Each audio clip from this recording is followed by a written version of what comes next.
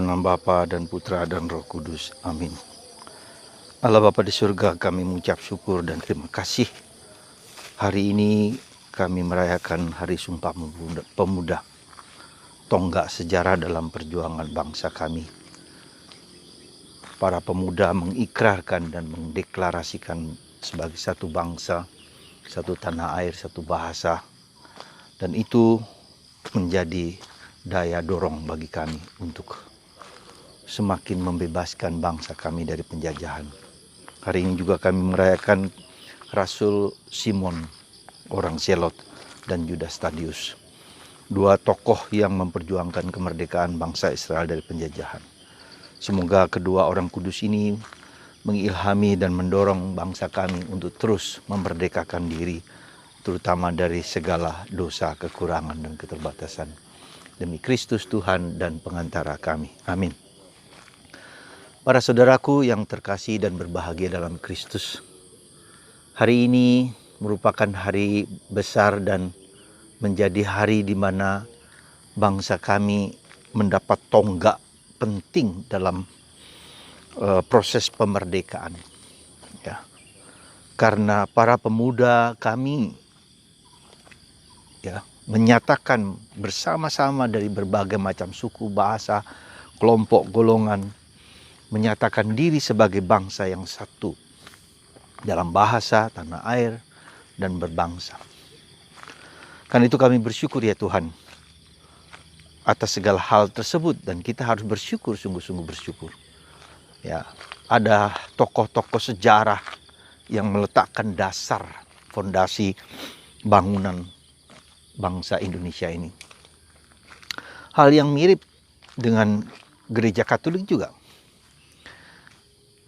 Yesus sebagai penyelamat penebus menjadi fondasi, fondasi menjadi fondamen yang kuat, yang kokoh, karena segala kuasa dihancurkan dan induk dari kuasa dosa itu, kuasa kejahatan yaitu dosa, telah dihancurkan oleh hidup Yesus sendiri. Dia mengorbankan dirinya sendiri untuk bangsa manusia.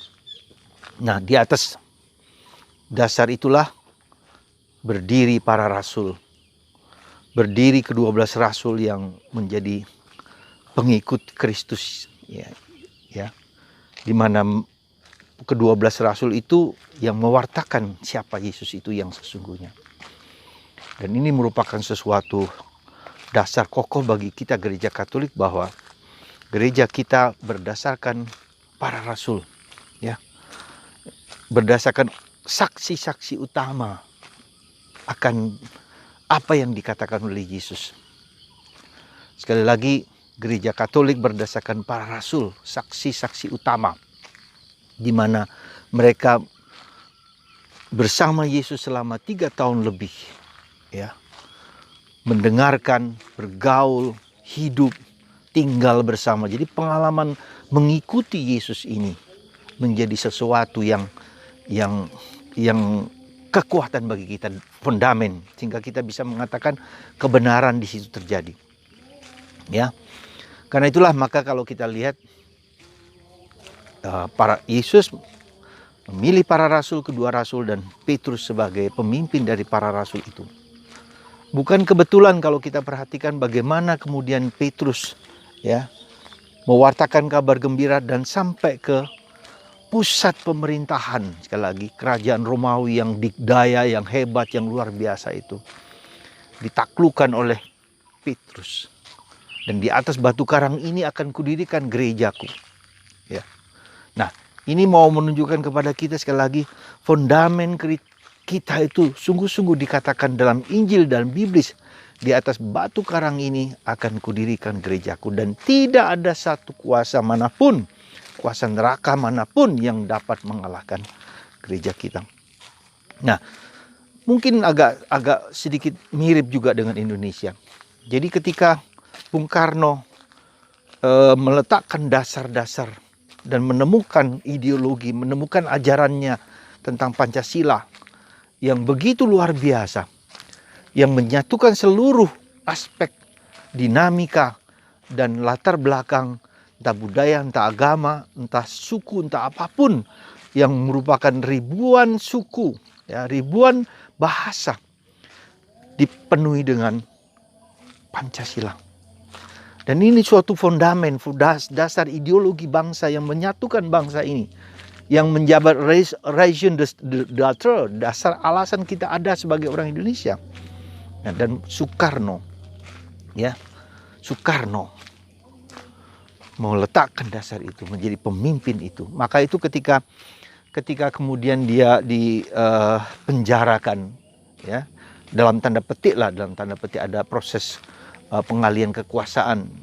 Sebetulnya dia bisa saja menggerakkan orang-orangnya dengan tentara, dengan orang setia kepada dia, tetapi dia mengatakan lebih baik aku mati. Ya, sekali lagi, lebih baik aku mati demi bangsa ini. Dia mengorbankan dirinya, mengorbankan harga dirinya, mengorbankan jiwanya, mengorbankan hidupnya, diperlakukan semacam tanda petik disalib, ya.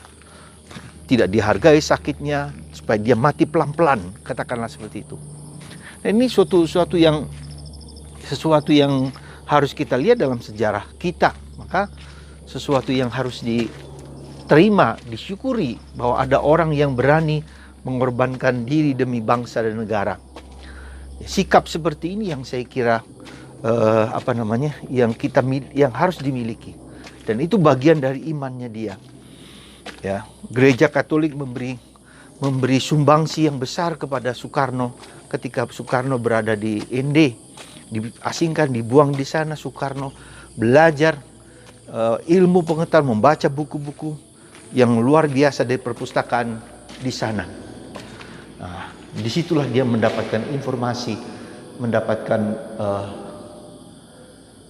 pengetahuan, mendapatkan ilmu dari para romo-romo di Flores. Dan itulah awal dari lahirnya Pancasila. Saudaraku terkasih, itulah dasar.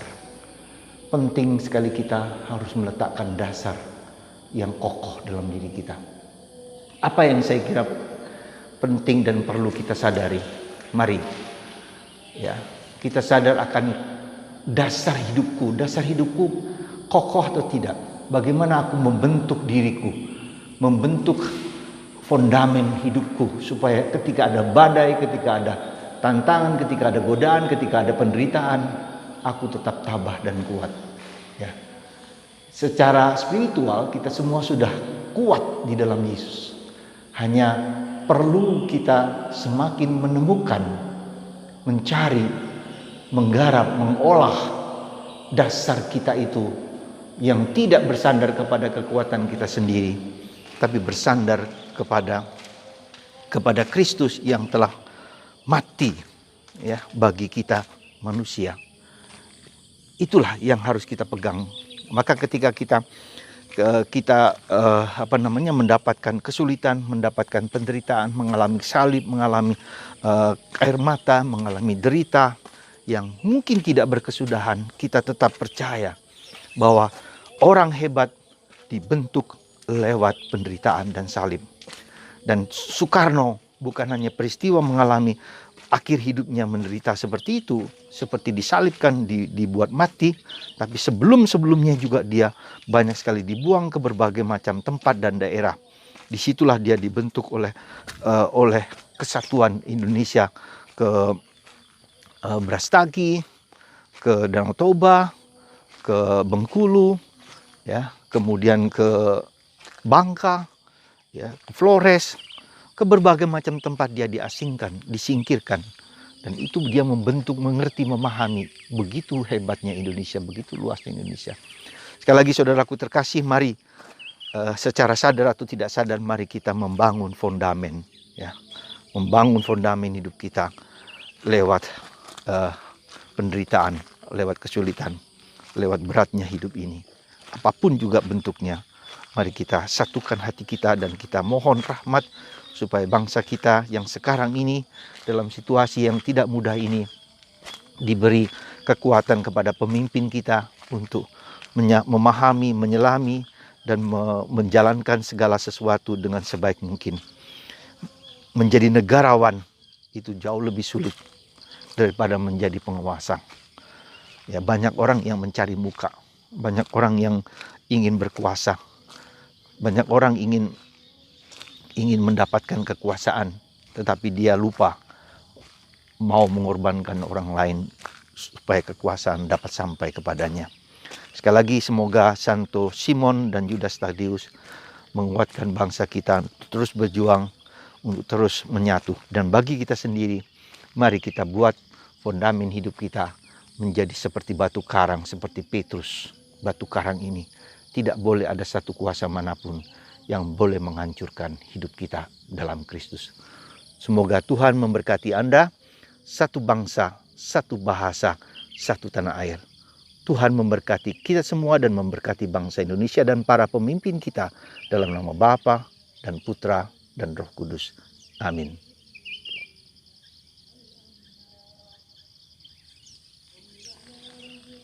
Begitu indahnya Indonesia. Ini satu bagian kecil Kota Batu. Ya.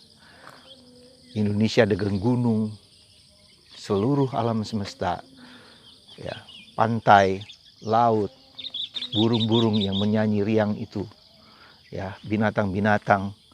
Begitu indahnya Indonesia. Maka kita jaga, kita pelihara, kita kembangkan dengan hidup kita. Tetapi penting juga kita mendoakannya supaya kita juga dikuatkan dan teguhkan selalu. Tuhan memberkati kita semua. Amin.